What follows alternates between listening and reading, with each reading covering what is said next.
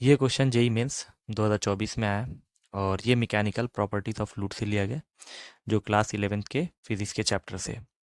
तो क्वेश्चन इस प्रकार है कि एक hydraulic press containing water has two arms with diameters as mentioned in the figure. A force of 10 Newton is applied on the surface of the water in the thinner arm. The force required to be applied on the surface of water in the thicker arm to maintain equilibrium of water is। एक hydraulic press जिसमें पानी होता है में उसकी दो भुजाएं हैं जिनके व्यास दिखाए गए। पतली भुजा में पानी की सतह पर 10 न्यूटन का बल लगाया गया, तो पानी का संतुलन बनाए रखने के लिए बड़ी भुजा में कितना बल लगाना होगा। तो देखते हैं सवाल क्या है कि एक हाइड्रोलिक प्रेस बनाया गया है जिसमें दो आर्म्स हैं और दोनों के डायमीटर दिए हुए हैं। तो ठीक है, इसको हम लोग कर देते हैं डायमीटर नंबर 1 और इसको कर देते हैं डायमीटर नंबर 2। डी वन दिया हुआ है 14 और D2 दिया हुआ है 1.4 के बराबर। ठीक है, आगे दिया कि a force of 10 Newton is applied on the surface of the water in the thinner arm. जो पतली भुजा है यहाँ पे हम लोग फोर्स लगा रहे हैं, जिसको हम लोग F2 कह सकते हैं, क्योंकि यहाँ पे सारी चीजें 2 पे बना रहे हैं।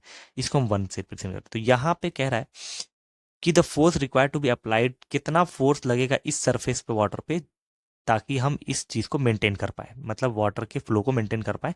तो F1 की वैल्यू क्या होगी।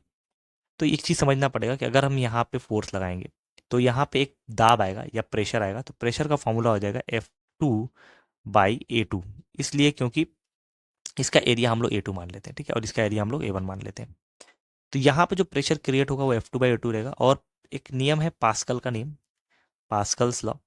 तो पास्कल्स लॉ के अनुसार क्या होता है कि अगर हम किसी भी वाटर के सरफेस पे अगर हम लोग कोई प्रेशर अप्लाइड करते हैं तो वाटर के अंदर वो प्रेशर क्या होता है, पूरा अंदर चलता रहता है, या कह सकते हैं हर पॉइंट पे प्रेशर सेम ही रहता है। तो इसका मतलब यहाँ पे जब पहुंचेंगे तो यहाँ पे भी प्रेशर सेम रहेगा। अगर हम यहाँ पे फोर्स नहीं लगाते हैं तो फिर ये दाब जो है इस पानी को ऊपर उठाएगा यहाँ पे। और अगर ये सोचा जाए कि अगर इसका पानी का स्तर ना उठे तो यहाँ पे एक बल लगाना पड़ेगा और उसका भी दाब यही होना पड़ेगा। तो पास्कल्स लॉ के अनुसार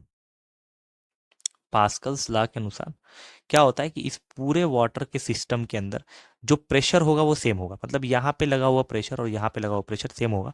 तो इस हिसाब से पास्कल लॉ का फॉर्मूला बन जाता है F1/A1 is equal to F2/A2। सारी वैल्यू अगर पता है तो कर लेते हैं। तो F1 निकालना है तो F1 बराबर हो जाएगा F2/A1/A2। वैल्यू को अगर पुट कर देते हैं तो F2 की वैल्यू हमारे पास 10 न्यूटन दी थी। A1 मतलब पाई आर स्क्वायर होता है, तो पाई R1 का स्क्वायर और ये हो जाएगा पाई R2 का स्क्वायर। ठीक है, काट देते हैं। अब देखते हैं कि R1 कितना है। R1 की वैल्यू अगर यहाँ से निकाली जाए, ये तो डायमीटर 14 दिया था तो R1 हो जाएगा 7, ठीक है, का होल स्क्वायर। और नीचे यहाँ पे दिया हुआ है R2 निकाल रखना है, तो डायमीटर दिया हुआ था 1.4, तो उसका रह जाएगा 0.7 का होल स्क्वायर। ठीक है, तो ये हो जाएगा 10 × 7/0.7 का होल स्क्वायर। तो हमारी वैल्यू क्या आ जाएगी, 10 मल्टीप्लाई बाई ये पॉइंट हटा के 0 बढ़ाएंगे 10 आ जाएगा, 10 का होल स्क्वायर। ठीक है, ये कट जाएगा, 10 आएगा। 10 का होल स्क्वायर कितना होता है, 100, 100 में 10 हो जाएगा 1000। तो हमारा जो फोर्स लगेगा मोटे वाले या आप कह लिए कि थिकर आर्म पे जो लगेगा वो हो जाएगा हमारा कितना, 1000 न्यूटन के बराबर। तो ये हमारा आंसर हो गया। और यहाँ पे पूछा था कि पानी में इक्विलिब्रियम बनाए रखने के लिए कितना हमको बल लगेगा, तो यहाँ पे बल का मान हो जाएगा 1000 न्यूटन। तो ये हमारा आंसर हो गया। तो ये काफ़ी सिंपल क्वेश्चन था जो पास्कल के लॉ पे काम करता है, और ये हाइड्रोलिक प्रेस का एक क्वेश्चन था। तो इसमें ये हाइड्रोलिक प्रेस ऐसे ही काम करता है कि इस तरफ लगाया गया प्रेशर और इस तरफ आया हुआ प्रेशर दोनों सेम होगा, क्योंकि पानी के अंदर सेम प्रेशर क्या होता है, चलता रहता है या अप्लाइड होता है। तो इस हिसाब से F1/A1 is equal to F2/A2। तो यहाँ से F1 की वैल्यू निकाली गई जो कि आ गया 1000। तो 1000 क्या हो गया, हमारा फाइनल आंसर हो गया।